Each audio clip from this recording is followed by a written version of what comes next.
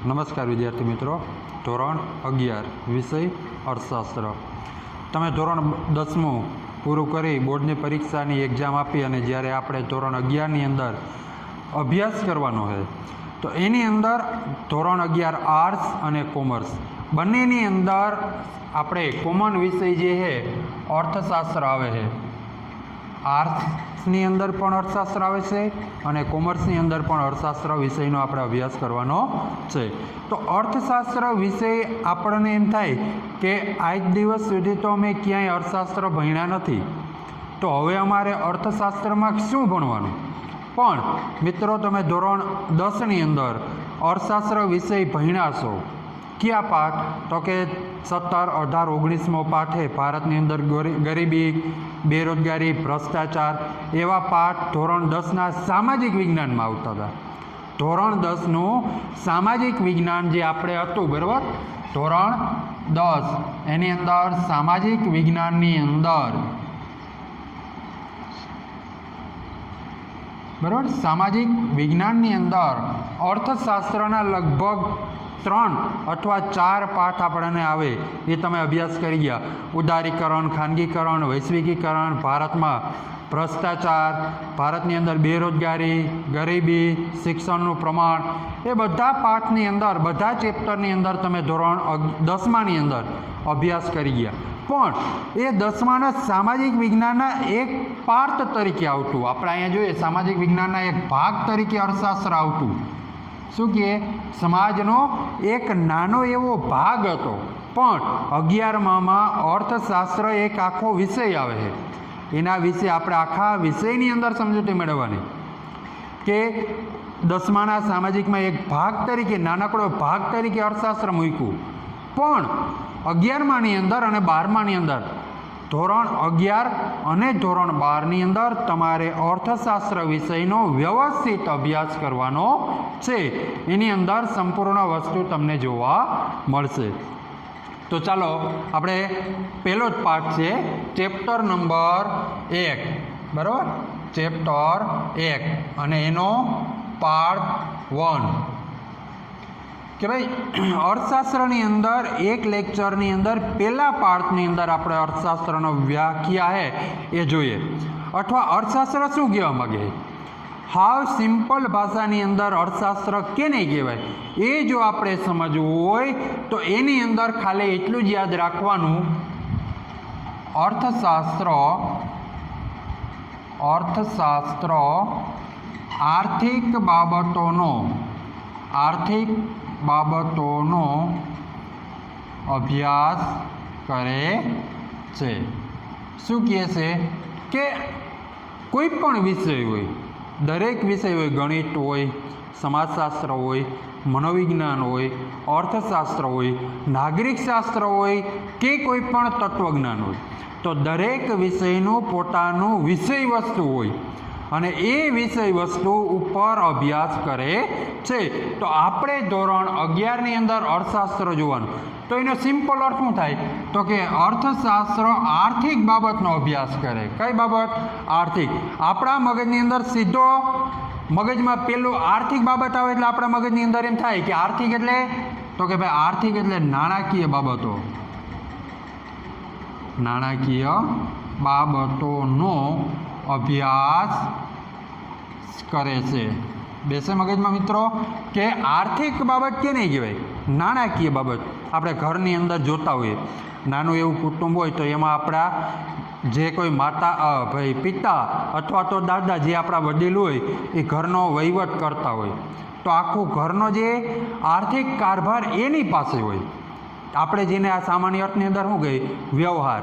તો જે વડીલ વ્યક્તિ ઘરનો વ્યવહાર અકાવતા હોય એને ક્યાંથી રૂપિયા આવવાના છે અને ક્યાં રૂપિયા દેવાના છે એ સંપૂર્ણ બાબતનું આખું આયોજન, પ્લાનિંગ કરે છે.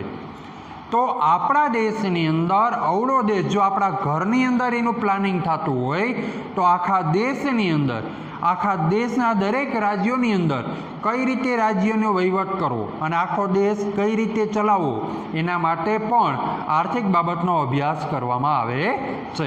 તો આપણે સિમ્પલ અર્થશાસ્ત્રનો એક મગજની અંદર પહેલો ભાગ આવે કે ભાઈ અર્થશાસ્ત્ર એટલે હું, તો કે આર્થિક બાબતનો અભ્યાસ કરે છે. કેવી બાબત? તો કે આર્થિક બાબતનો અભ્યાસ અર્થશાસ્ત્રની અંદર કરવામાં આવે છે. તો આપણે એના પહેલાં થોડુંક અર્થશાસ્ત્રની પ્રસ્તાવના વિશે આ ચેપ્ટરની જોઈએ કે ભાઈ પ્રસ્તાવના. તો પ્રસ્તાવનાની અંદર જોઈએ આદિમાનવ છે, આદિમાનવ છે ત્યારે એ જીવન જીવવા માટે રખડતું ભટકતું જીવન જીવતો, એનો કોઈ વ્યવસ્થા નહોતી. આદિમાનવ પહેલાં છે પ્રાથમિક અવસ્થાની અંદર આપણે જ્યારે હતા ત્યારે રખડતું ભટકતું જીવન જીવતા, ગમે ત્યાં રહી જવાનું, ગમે ત્યાં જમી સૂઈ જવાનું, અને માણસની એક જ જરૂરિયાત હતી ખોરાક, અને એ ખોરાક મેળવવા નદી કિનારે વસવાટ કરતો. ધીમે ધીમે એમાંથી આપણે પ્રગતિ કરી. આપણે ધોરણ 6માં તમે ભણી ગયા કે ભાઈ માણસની ઉત્ક્રાંતિથી લઈ અને પ્રગતિ કઈ રીતે કરી. તો આપણે ભટકતું જીવન જીવતા, ધીમે ધીમે આપણે એક જગ્યાએ સ્થાયી જીવન જીવતા થયા. આવી રીતે આગળની આપણે પ્રોસેસ ચાલુ થઈ. તો અત્યારે હાલના સમયની અંદર માણસ છે એ બુદ્ધિશાળી પ્રાણી છે. કેવું પ્રાણી છે? બુદ્ધિશાળી પ્રાણી છે. એટલે કારણે એને જુદી જુદી વ્યવસ્થાઓ બનાવી છે. જે કેવી વ્યવસ્થા? તો કે સમાજ વ્યવસ્થા, રાજ્ય વ્યવસ્થા અને અર્થવ્યવસ્થા. દરેક સમાજની અંદર જો આવી વ્યવસ્થા, તમે કહેશો ભાઈ આ વ્યવસ્થાનું આમાં શું કામ છે? તો એનું મિત્રો એ જ કામ છે કે માણસ જ્યારથી બુદ્ધિશાળી પ્રાણી થયો ત્યારથી એને બધી વ્યવસ્થા શરૂ કરી. કંઈક વિચારતો, બુદ્ધિશાળી એટલે કંઈક નવું વિચારતો થયો ત્યારે માણસે ઘણી બધી પ્રવૃત્તિ કરી, ઘણી બધા આગળ વધ્યો. એની અંદર માણસ હાલના સમયની અંદર જુદી જુદી વ્યવસ્થા કરે. સમાજ વ્યવસ્થા, આપણા દરેક વ્યક્તિની સમાજ હોય, આપણા સમાજની અંદર આપણે વસવાટ કરતા હોય તો આપણા રાજ્ય વ્યવસ્થા, જેને આપણે રાજકારણ કહીએ, અને છેલ્લે અર્થવ્યવસ્થા. આપણે આની આરે લેવા દેવા છે અર્થવ્યવસ્થા આરે. કેની સાથે સમજવાનું છે? અર્થવ્યવસ્થા કોને કહેવાય એની સાથે આપણે જોવાનું છે. એને કારણે આપણે આ પાઠની અંદર અર્થવ્યવસ્થા વિશે જોવાનું. હવે આદિમાનવ છે એ જુદી જુદી કોઈ પણ હવે આપણો મુખ્ય ઉદ્દેશ આવશે કે આદિમાનવ કોઈ પણ સમસ્યાના ઉકેલ માટે યુદ્ધ કરતો. શું કરતો? કે ભાઈ આદિમાનવ કોઈ પણ સમસ્યા ઉકેલવા, શું કહે? સમસ્યા ઉકેલવા માટે શું કરતો? યુદ્ધ કરતો. જ્યારે પહેલાંના સમયની અંદર આદિમાનવ એ કોઈ પણ સમસ્યા કે ઉકેલ ના આવે તો એ યુદ્ધ અથવા શસ્ત્રનો ઉપયોગ કરી અને એ આદિમાનવ એની જરૂરિયાત સંતોષો. પણ જ્યારે હાલના સમયની અંદર આદિમાનવથી લઈને આધુનિક માનવ, પહેલાંનો જે માણસ હતો એ યુદ્ધનો ઉપયોગ કરતો, જ્યારે હાલના સમયની અંદર માણસ સમસ્યા ઉકેલવા કેનો ઉપયોગ કરે? તો કે શાસ્ત્રોનો.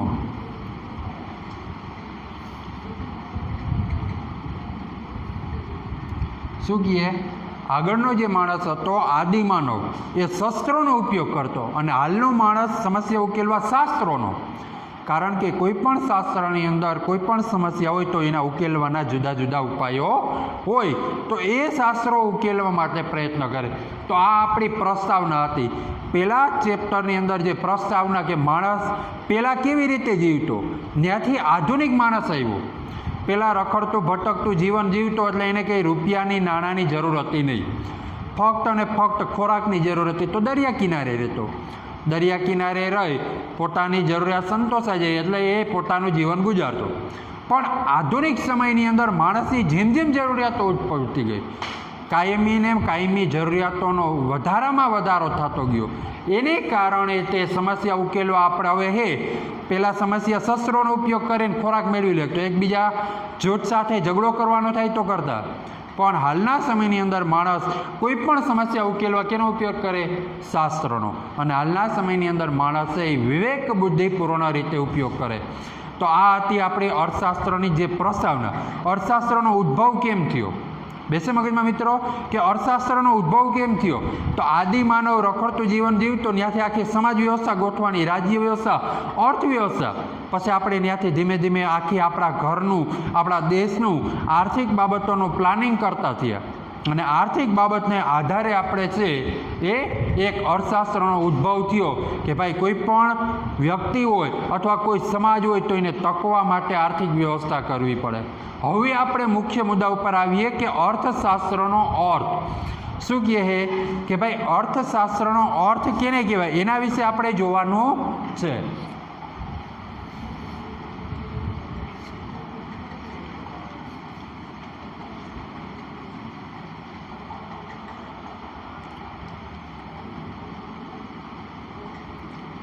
અર્થશાસ્ત્રનો અર્થ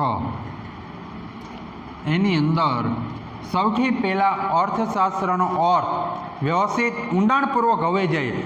જે આપણે પહેલાં માહિતી મળી ખાલી સાદી માહિતી હતી, હવે આપણે આ પાઠની અંદર શું કહેવા માગે છે એના વિશે જોવાનું છે.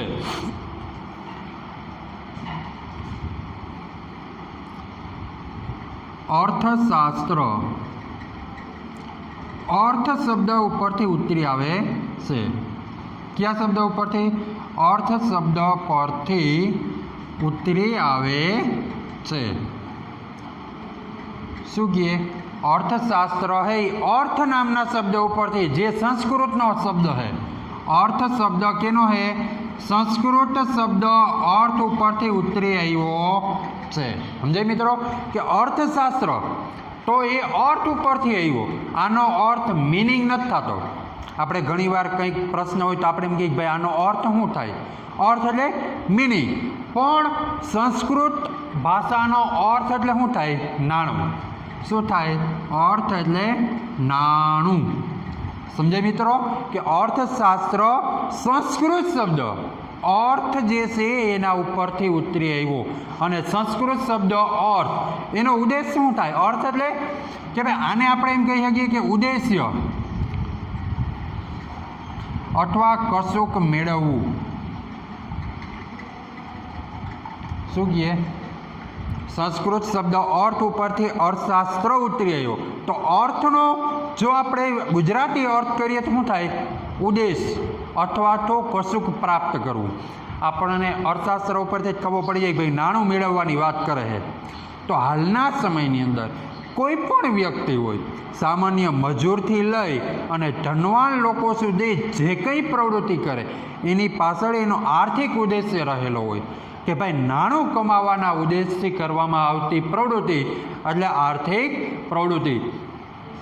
તો આપણે આની વ્યાખ્યા કઈ રીતે આપી શકીએ? તો કે ભાઈ કશુંક મેળવવાના હેતુથી અથવા મેળવવાના ઉદ્દેશ્યથી કરવામાં આવતી પ્રવૃત્તિ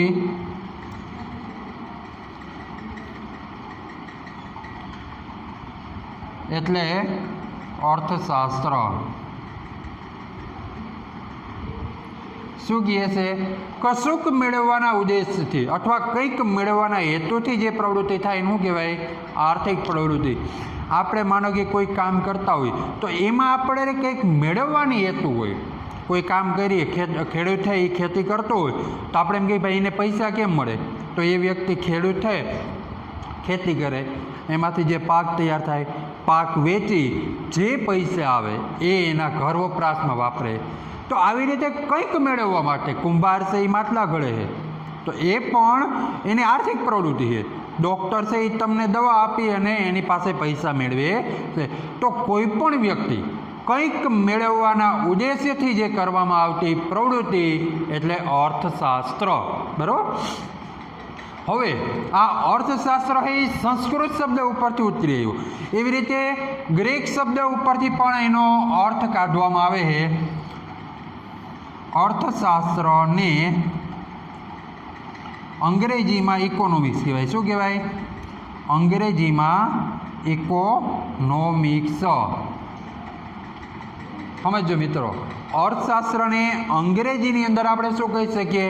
ઇકોનોમિક્સ તરીકે ઓળખીએ છીએ. જે ઇકોનોમિક્સમાં અંગ્રેજીમાં ઇકોનોમિક્સ કહેવાય તો એને ગ્રીક ભાષામાં કયો શબ્દ વપરાય? તા કે ઇકોનોમિક્સ.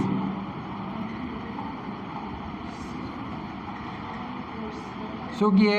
આ ગ્રીક ભાષામાં શબ્દ વપરાય છે. ગ્રીક ભાષામાં એકને એક શબ્દને અલગ અલગ ભાષાની અંદર જુદી જુદી રીતે કહેવાય.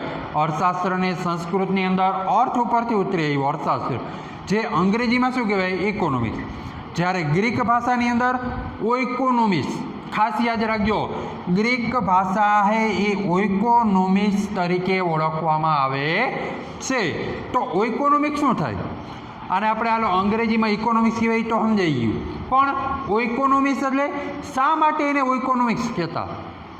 ઇકોનોમિક્સ એ નાણાંનું હોય એટલે આપણે ઇકોનોમિક્સ કહી શકીએ, પણ ઓઇકોનોમિક્સ શા માટે કહેતા? તો કે ભાઈ એના બે અર્થ થાય.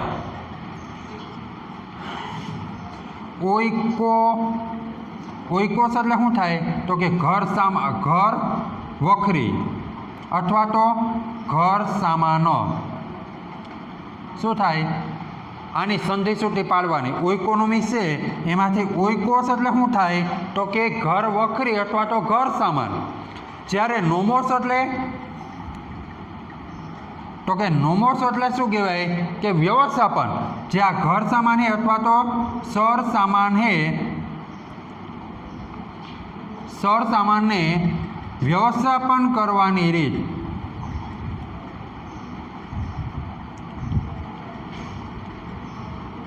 શું કહે? ઓઇકોનોમિક્સના બે ભાગ પાડવાના. ક્યાં? તો કે ઓઇકોસ અને નોમોસ બે અલગ છે, બરાબર? એની સંધિની અંદર તમે ગુજરાતીમાં ભણો, આપણે ખાલી સંધિ આપણો વિષય નથી, છતાં આપણે એનો જોઈ લઈએ કે ભાઈ આની અંદર શું થાય?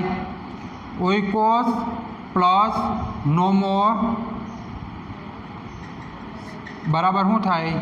ઓઇકોનોમિક્સ. બરાબર? આ રીતે આપણે અર્થશાસ્ત્ર શબ્દ ઓઇકોનોમસ ઉપરથી હે એ ગ્રીક ભાષામાં ઓઇકોનોમસ કહેવાય.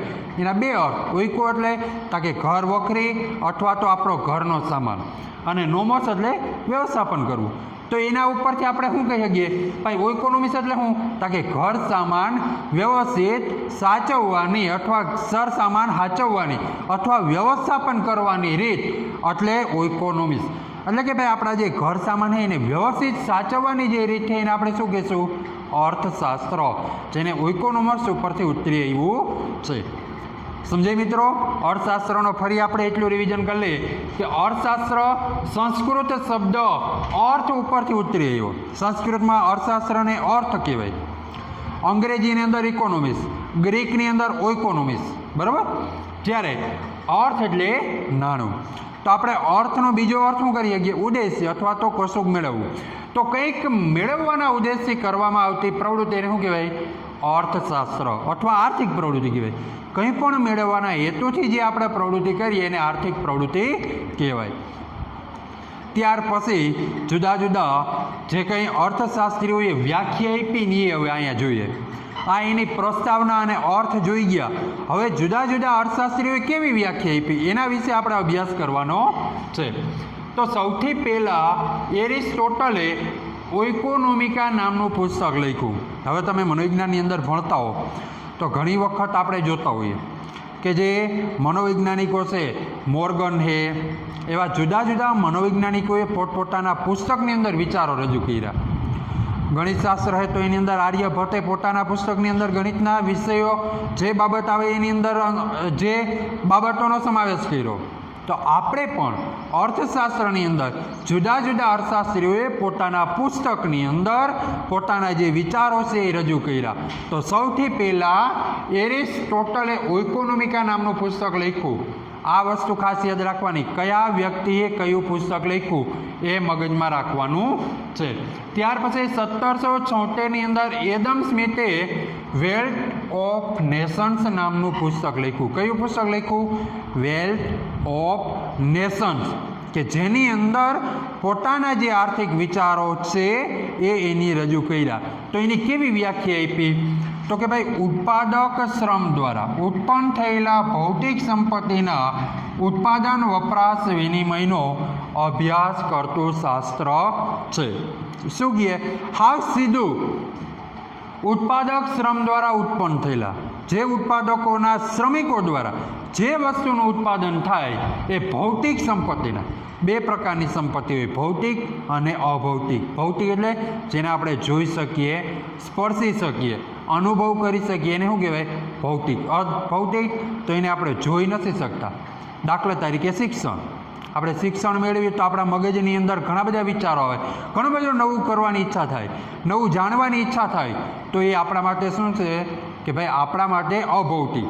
પણ ભૌતિક સંપત્તિના ઉત્પાદન વપરાશનો વિનિમય, જે ઉત્પાદન થયું હોય એનો વપરાશ અને વિનિમય કેવી રીતે કરવો. આપણે જોઈએ કે દેશની અંદર ઘણી બધી કંપનીઓ હોય, ઘણા બધા ઉત્પાદકો હોય, એ ઉત્પાદન કરે પછી એનો લોકો વપરાશ અને વિનિમય કઈ રીતે કરે એનો અભ્યાસ કરતું શાસ્ત્ર છે, જે સંપત્તિનું શાસ્ત્ર. અહીંયા આપણે જોઈ શકીએ છીએ કે ભાઈ એડમ સ્મિથે કયું શાસ્ત્ર લખ્યું? સંપત્તિનું શાસ્ત્ર નામનું પુસ્તક વેલ્થ ઓફ નેશન, પણ સંપત્તિના શાસ્ત્ર તરીકે એને ઓળખાય, જેણે સંપત્તિના શાસ્ત્ર ઉપર વધારે ભાર આપ્યો. કે એડમ સ્મિથે સંપત્તિને વધારે પ્રમાણની અંદર મહત્ત્વ આપવામાં આવેલું છે. જ્યારે 1890ની અંદર માર્શલે પ્રિન્સિપલ્સ ઓફ ઇકોનોમિક્સમાં અર્થશાસ્ત્રના માણસની રોજિંદી જિંદગીના આર્થિક વ્યવસ્થાનો અભ્યાસ કરે છે. રોબિન્સે કોના ઉપર ભાર આપ્યો? તો કે કલ્યાણલક્ષી. કલ્યાણ એટલે માણસનું કલ્યાણ થવું જોઈએ. દરેક માનવીનો ઈરાદો હોય કે એવી આર્થિક પ્રવૃત્તિ કરે જેને કારણે તેનું કલ્યાણ થાય, અથવા એવી પ્રવૃત્તિ કરે કે જે કલ્યાણ ઉપર ભાર આપતી હોય. તો એવી વસ્તુ ઉપર એને પ્રયત્ન કર્યો છે. શું કહે મુખ્ય મુદ્દો? તો કે ભાઈ અર્થશાસ્ત્રની અંદર માણસની રોજિંદી જિંદગીના આર્થિક વ્યવહાર, આપણે જે રોજબરોજના જે વ્યવહારો થાય એના ઉપર આની અંદર ભાર આપવામાં આવ્યો છે. જ્યારે રોબિન્સ 1931ની અંદર નેચર એન્ડ સિગ્નિફિકન્સની અંદર ઇકોનોમિક્સ નામનું જે પુસ્તક આપ્યું, શું કહે? નેચર એન્ડ સિગ્નિફિકેશન્સ ઓફ ઇકોનોમિક્સ નામનું પુસ્તક લખ્યું હતું. હવે બીજું, તમારે આની અંદર બધેમાં બે વસ્તુ યાદ રાખવાની. કઈ વ્યક્તિએ ક્યારે પુસ્તક લખ્યું અને પુસ્તકનું નામ શું હતું. સમજે મિત્રો? કઈ વ્યક્તિ ક્યારે પુસ્તક લખ્યું અને એના પુસ્તકનું નામ શું હતું. તો આ જે ત્રણ વસ્તુ છે એમાંથી કોઈ પણ એક માર્ક્સ છે. ઘણીવાર આપણે એક વિકલ્પ અથવા એક માર્ક્સમાં પૂછે કે ભાઈ આ વ્યક્તિએ ક્યારે પુસ્તક બહાર પાડ્યું અને એ પુસ્તકનું નામ શું હતું, તો આપણે સાલ અને પુસ્તકનું નામ આવડવું જોઈએ. રોબિન્સે અર્થશાસ્ત્રમાં શું કીધું? અછતવાળા સાધનોની વધુ જરૂરિયાતો કેમ સંતોષાય તેના ઉપર ભાર આપ્યો. શું કહે? અછતવાળા સાધનો. એટલે રોબિન્સ અછતલક્ષી અર્થશાસ્ત્રમાં સમજાવે. અછતલક્ષી અર્થશાસ્ત્ર કે અછતવાળા સાધનોનો એવી રીતે ઉપયોગ કરવાનો કે જેને કારણે સાધનો દ્વારા આપણે જે સંતોષ મળે એ કેવો મળે? વધારે. સમજે મિત્રો? અહીં આપણે એક બીજી જરૂરિયાત પણ આપી શકીએ અથવા આપણી રીતે પણ વ્યાખ્યા બનાવી શકીએ કે માનવી ઓછા નાણાંથી વધારેમાં વધારે જરૂરિયાતો કઈ રીતે સંતોષી શકે એ સમજાવતું શાસ્ત્ર એટલે અર્થશાસ્ત્ર. બેસે મગજમાં? તો ફરીથી એક વ્યાખ્યા જે રોબિન્સ આપે છે એનો એ બીજી વ્યાખ્યા એવી પણ એ આપી શકે, માનવીની જરૂરિયાતો અમર્યાદિત છે, તેને સંતોષવાના સાધનો મર્યાદિત. એટલે કે માણસની જુદી જુદી જરૂરિયાતો છે. આપણે હાલીને જતો હોય તો આપણે એમ થાય એક સાયકલ હોય તો સારું, સાયકલ હોય તો આપણે એમ થાય એક મોટરસાયકલ હોય તો સારું, મોટરસાયકલ હોય તો એમ થાય એક ફોર વ્હીલ હોય તો સારું. આ માણસની ક્યારેય જરૂરિયાતો સંતોષાતી નથી. પણ માણસની જે સાચી મુખ્ય જરૂરિયાત કઈ છે? રોટી, કપડાં અને આવાસ, એટલે કે રહેઠાણ. એટલે મકાન હોય, ખોરાક મળી રહે અને જે શિક્ષણની સુવિધા મળતી હોય તો એ માણસ એ ખરેખર આનંદપૂર્ણ જીવન જીવી શકે. પણ માણસની જુદી જુદી જરૂરિયાતો હોય. તો માનવીની જરૂરિયાતો અમર્યાદિત છે, એને સંતોષવાના સાધનો મર્યાદિત છે. તો અમર્યાદિત જરૂરિયાતો મર્યાદિત સાધનો વડે કઈ રીતે સંતોષી શકાય એ સમજાવતું શાસ્ત્ર એટલે અર્થશાસ્ત્ર. તો ફરી એકવાર જોઈ લઈએ કે ભાઈ એડમ સ્મિથે વેલ્થ ઓફ નેશન્સ નામનું પુસ્તક આપ્યું અને સંપત્તિ ઉપર તેને વધારે ભાર આપ્યો. જ્યારે 90ની અંદર પ્રિન્સિપલ્સ ઓફ ઇકોનોમિક્સ નામનું પુસ્તક છે એ કોને લખ્યું? માર્શલે. અને એની કોની ઉપર ભાર આપ્યો? તો કે કલ્યાણલક્ષી. અને 1931ની અંદર નેચર ઓફ સિગ્નિફિકેશન્સ ઓફ ઇકોનોમિક્સની અંદર અછતલક્ષી અર્થશાસ્ત્ર. એટલે કે અછતવાળા સાધનનો એવી રીતે ઉપયોગ કરવાનો કે વધારેમાં વધારે આપણે જરૂરિયાત સંતોષી શકીએ. તો આવો નવો લેક્ચર ફરી આપણે આગલા લેક્ચરની અંદર નવા ટોપિક સાથે મળશું. ત્યાં સુધી આવજો.